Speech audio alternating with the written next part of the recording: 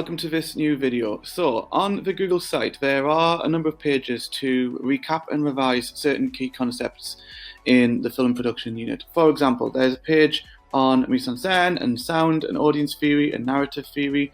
So today I'm going to have a look at sound, but I would like to remind you about the mise-en-scène page, which does cover location, props, set design, hair, costume, makeup, acting, body language, the positioning of those actors in the scene, the camera work and cinematography that is used to emphasize those components, and obviously lighting as well. Okay, so please use that page if you feel like you need to recap any of the elements of mise-en-scène. Obviously, sound does play a part in mise-en-scène, in particular the use of diegetic sounds where the characters can hear those sounds. But sound unto itself is a concept that I would quite like to go through separately. So there is a page for sound on the Google site as well. So, a number of bits and pieces about sound itself. We are able to use sound to communicate messages to the audience, to inform them of certain concepts that they need to be aware of in respect to character development, in respect to themes and messages and values, in perhaps reference to atmosphere and environment and the way in which they should feel when immersing themselves in that scene. So there's a number of things to have a look at there. We can then break sound down into a sub-category of separate components. So for example, diegetic sound, which I very quickly just touched upon there as part of the mise-en-scène. If the characters can hear the sounds are present in the narrative as if it was to have occurred in real life, then we can refer to it as diegetic. Okay? It creates what's referred to as verisimilitude, which just means realism, and provides immersion for the audience because they can pretend that they were there. They can hear those sounds because the characters can hear those sounds. So for example, if someone gets punched in the face, you hear a slap. If someone shoots a gun, you hear a bang. Okay?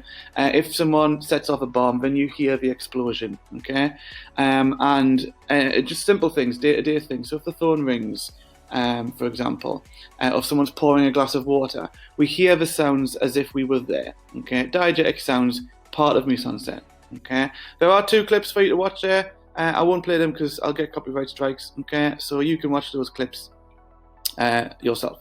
Non-diegetic sound is not diegetic sound. Okay, it's any sound that isn't heard by the characters, that is perhaps added in post-production. It's not every single time music, but mostly it's perhaps referred to as the soundtrack that will have been added in post-production. So music added to a scene, particularly a montage sequence, for example, will be considered non-diegetic music.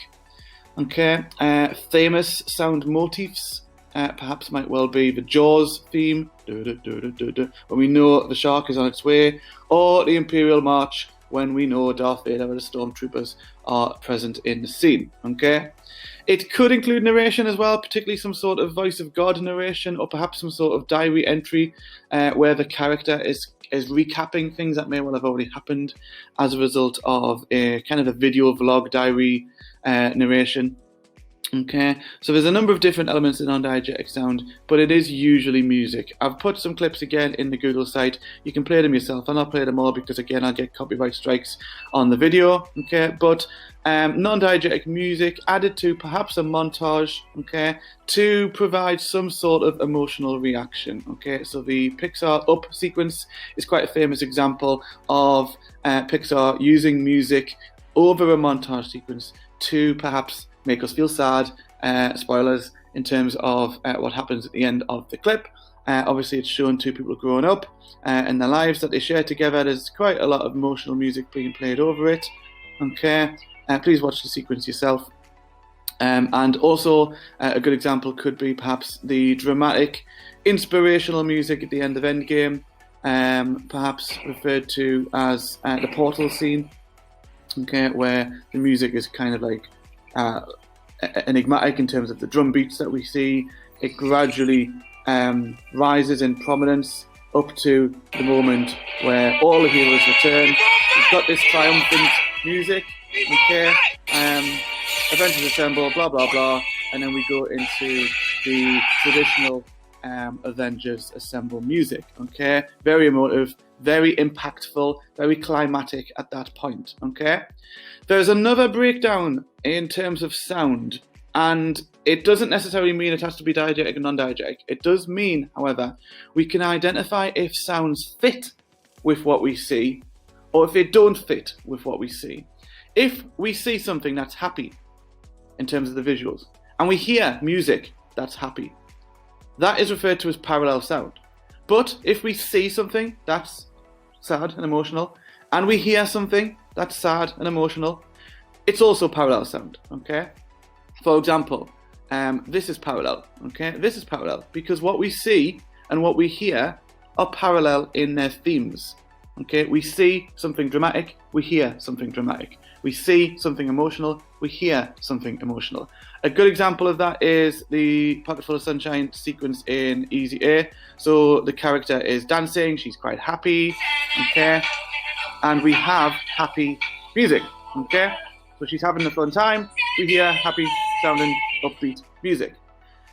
If we've got sequences where we see something that is happy, but we hear something that is quite sad, or we see something that's quite sad, and we hear something that's quite happy, so as in it's the opposite, or it's in contrast, we have what is referred to as contrapuntal sound.